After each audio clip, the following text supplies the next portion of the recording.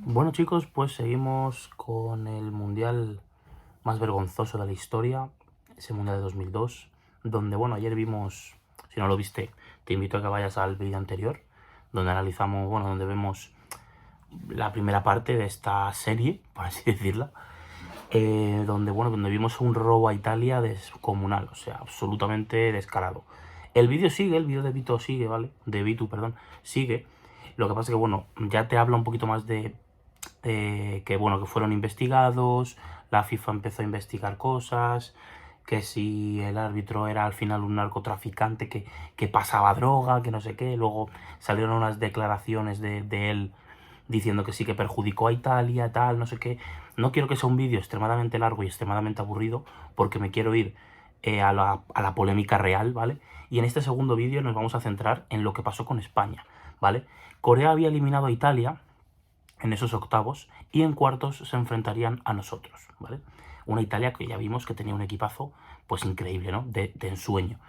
En realidad el partido tenía que haber sido España-Italia, porque la verdad que el robo fue grotesco, o sea, fue muy evidente, ¿no? Muy evidente, muchas jugadas muy... O sea, la patada que le mete en la cabeza, que no le haya sacado roja en la primera parte de ese partido, el gol anulado en fuera de juego, muchas cosas, pasaron muchas cosas, luego van pasando los años y la gente va diciendo la verdad al final, va diciendo, sí, me equivoqué, tal, o sea, veremos qué pasa dentro de 10 años con ese Mundial de 2022, o sea, cuidadito, o con el propio que está pasando ahora, porque con la, por ejemplo, con la roja de Banogun, ¿no? Del jugador de Estados Unidos, están pasando cosas muy extrañas también, y han pasado siempre, han pasado toda la vida. Es verdad que veníamos de un par de mundiales, por ejemplo, 2006, 2010, 2014, 2018 incluso, donde no se estaba hablando prácticamente del tema arbitral, y ahora en estos dos últimos mundiales sí que se está hablando bastante.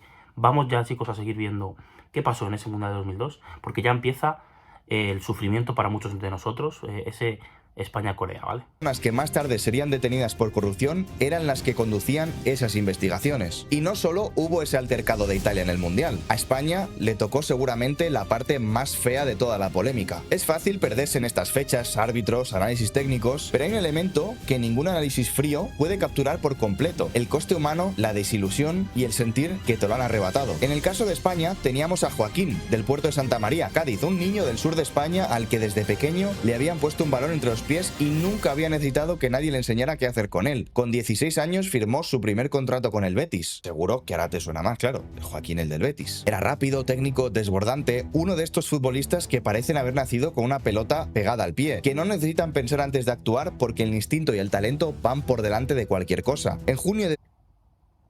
Se criticó mucho a Joaquín porque falló un penalti, ¿vale? Bueno, ahora imagino que lo veremos. E insisto, lo estoy viendo con vosotros, no he visto el vídeo. O sea, ayer lo paré y he seguido grabando para la segunda parte. No lo he visto, pero evidentemente hablará de eso, porque está hablando de Joaquín, que está metido en la polémica también. Se fue muy injusto con Joaquín. Vaya jugadorazo que teníamos. Muy injusto se fue con él, ¿eh? Muy injusto. O sea, de las cosas más injustas en el fútbol español, lo de Joaquín Sánchez, ¿eh? Muy injusto. Era muy bueno, desbordaba, era brutal. Es como si ahora falla un penalti Nico Williams y no puede ni volver, macho. Muy injusto se fue con Joaquín. 2002, Joaquín tiene 20 años. Está viviendo el sueño de todos los niños que han pateado un balón en cualquier patio del mundo anterior alguna vez. Está en el Mundial, no como espectador, no como suplente. Está jugando de titular con la selección española, que ha terminado invicta la fase de grupos. Llega a cuartos de final en el mejor estado de forma del torneo. Joaquín lleva semanas siendo uno de los jugadores más desequilibrantes de todo el campeonato. Y en los cuartos de final, este chico de 20 años va a vivir los 90 minutos más injustos de toda su carrera. 22 de junio de 2002, Gwangju World Cup Stadium, cuartos de final, España contra Corea del Sur. El árbitro designado para dirigir este partido es Gamal Al-Gandur, egipcio, un árbitro internacional con experiencia. Al-Gandur, hijo de la grandísima puta.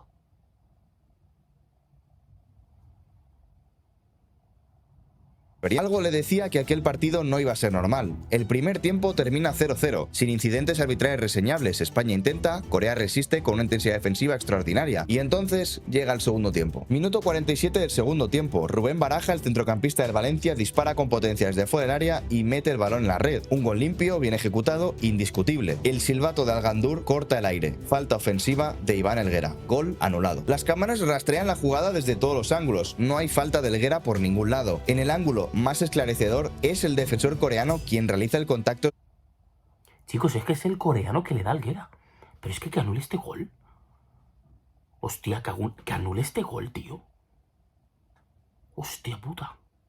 Por favor. Sobre el español, no al revés. Nadie en 24 años ha visto esa falta. El partido sigue 0-0 al final de los 90 minutos, así que vayan a la prórroga. Y aquí llega el momento que Fernando Morientes, que Joaquín, que toda España lleva 24 años recordando. Prórroga. Joaquín recibe el balón en la banda derecha, controla, arranca hacia la línea de fondo. El lateral coreano lo presiona, el balón rueda hacia la línea. Joaquín llega y en ese instante el asistente Michael Ragunaz, árbitro asistente de Trinidad y Tobago, situado en esa banda, levanta su bandera. El gol que habría metido a España en semifinales del Mundial. Camacho gesticula desde el banquillo con una desesperación que las cámaras capturan de una manera brutal. España llega a los penaltis. La tanda acaba 5-3 para Corea del Sur. El único jugador español que falla en esa tanda de penaltis es Joaquín. Hay una imagen de esta noche que resume bien todo lo que el fútbol puede romper. Joaquín, con 20 años, tumbado en el césped de Gwangju, con la cara enterrada en el suelo, sin buscar la cámara, sin actuar. Solo un chico joven al que acaban de arrebatar algo que en sus propios términos no tiene precio. El sueño de su vida, el partido de su vida, la oportunidad que una generación de España llevaba décadas esperando. Años después, en el documental Los Otros, de la cadena Vamos, Fernando Morientes habló de aquel gol anulado con una calma que duele más que la rabia. Al-Gandour había declarado en ese mismo documental que el España-Corea del Sur dice que fue su mejor partido. Me pregunto cómo serán los demás. No hubo investigación oficial de la FIFA, no hubo sanciones públicas, no hubo una explicación técnica de por qué el asistente levantó la bandera antes del centro. Al-Gandour declaró formalmente. La declaración quedó registrada, sin verificación externa posible. Pongamos todas las piezas sobre la mesa, una por una. Portugal pierde ante Corea del Sur en fase de grupos con 9 jugadores en el campo tras 2 expulsiones cuya justificación, al menos en el caso de Beto, genera dudas legítimas. Corea del Sur clasifica como primera de grupo. Italia pierde ante Corea del Sur en octavos de final. El capitán italiano es expulsado de la prórroga por una caída que el propio árbitro admitiría después que no fue una simulación. Un gol de oro es anulado por un fuera de juego que 2 décadas después aún nadie ha podido ver. Múltiples acciones físicas sobre los jugadores italianos quedan sin sanción a lo largo de todo el partido. El árbitro Byron Moreno es suspendido en su propio país 3 meses después por irregularidades en otro partido. Es detenido en 2010 con 6 kilos de heroína. Es condenado a prisión en 2011 y en 2008 admitió haber perjudicado a Italia. España pierde ante Corea del Sur en cuartos de final. Un gol de Rubén Baraja es anulado por una falta que nadie ha visto aún en 24 años. Un gol de oro de Fernando Morientes es anulado después de que el árbitro El gol anulado a Morientes, por favor. Pero ¿cómo puedes decir un linier que eso ha salido? O sea, es que es evidente. Es que era evidente. Es que era muy evidente. Es que yo no habría jugado esa tanda de penaltis. Nos vamos. Nos vamos. Nos vamos. Luego también hay gente que se flipa mucho, ¿vale? Diciendo que esa España podría haber sido campeona del mundo, que no sé qué. Bueno, a ver. Estaba Brasil, ¿eh? Estaba Brasil. No sé si campeones del mundo, pero sí que habríamos jugado unas semifinales. Pero campeones del mundo era muy buena selección, pero para campeones del mundo yo creo que no nos daba, ¿eh? Sinceramente, lo tengo que decir, no nos daba. No nos daba. Levante su bandera antes de que ocurriera la jugada supuestamente invalidada. Ese asistente fue designado por un lo de matar a Joaquín con 20 años. Madre mía.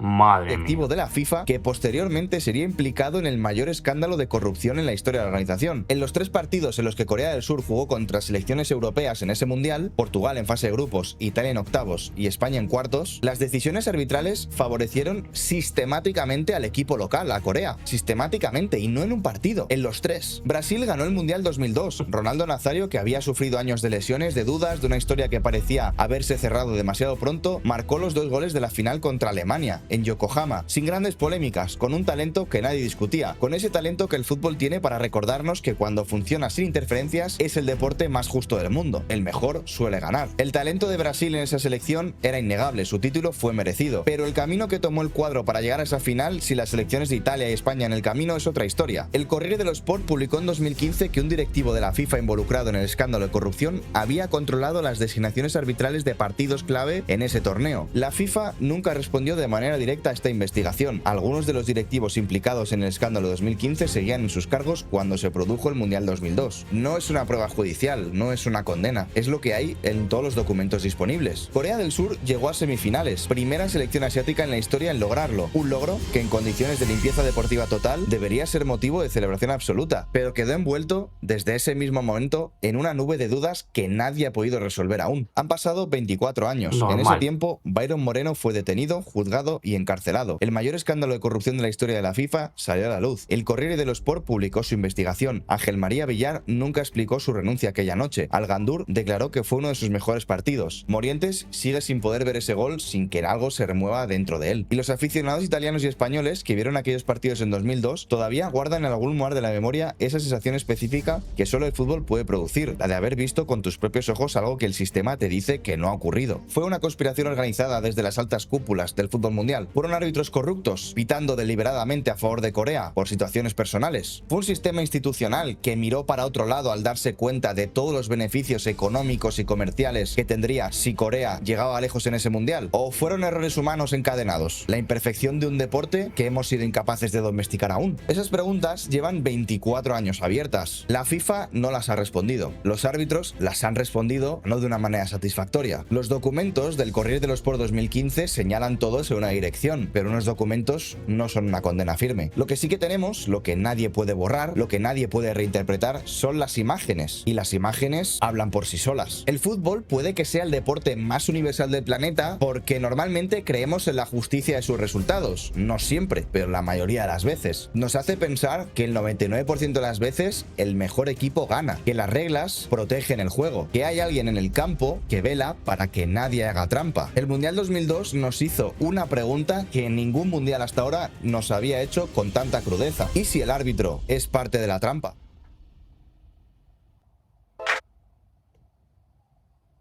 Pues sí, Revolut, aquí. Este vídeo lo patrocina Revolut. Chicos, lo dejamos por aquí. Espero que no nos pase lo mismo contra Francia. Que no nos pase lo mismo en una hipotética final. Que no nos pase. O sea, que no nos pase. No nos pase más, porque la verdad que fue un escándalo desastroso. La verdad que muy doloroso, muy doloroso. Yo era muy joven. Si lo llego a vivir ahora eso... Nada, o sea, es para dejar de ver el fútbol, ¿eh? Es para dejar de ver el fútbol, desilusionarte totalmente. Imagino que muchas personas, después de eso, el fútbol ya para ellos no fue lo mismo. Entonces, muy duro. Que por unas decisiones así te jodan esa experiencia, ¿no? De un deporte que quieres tanto. Al final es que no fue una vez, ni dos, fueron muchas veces con ese equipo. Esperemos que algún día se acabe toda esta corrupción, ¿no? en el fútbol. Nos vemos mañana y esperemos contar que estamos en la final. Chao, chicos.